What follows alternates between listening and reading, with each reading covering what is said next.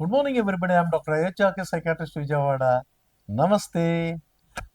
కొంతమంది అడుగుతారు, సార్ మనకు తెలిసిన వాళ్ళు ఆత్మహత్య ప్రయత్నం చేశారండి, వాళ్ళని రక్షించడానికి మేము అనేక రకాల ప్రయత్నాలు చేశాము.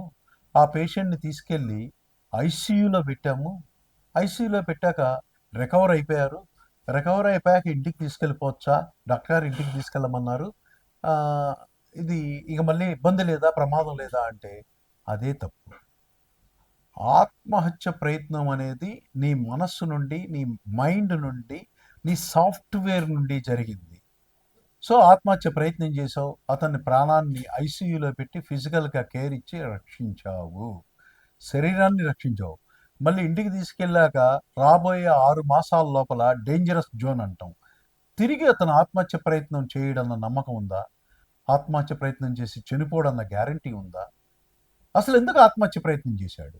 అతను ఆత్మహత్య ప్రయత్నానికి కారణం మానసికమైన వేదన, ఆర్థికమైన ఇబ్బంది, కుటుంబ సమస్యల, మానసికమైన జబ్బ?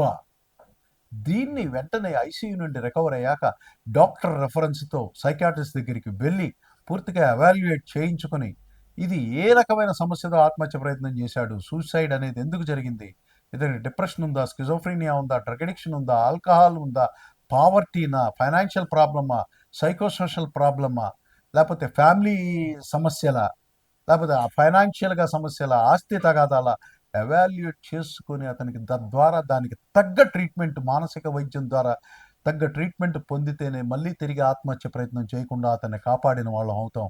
అంతేగాని ఆత్మహత్య ప్రయత్నం నుండి బాగు చేసాం, ఐసీయూలో పెట్టాం, బాగైంది, పంపించేయండి, ఇది కరెక్ట్ కాదు.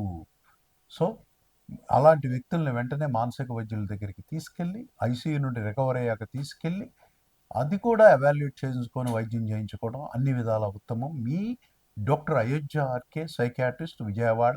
నమస్తే.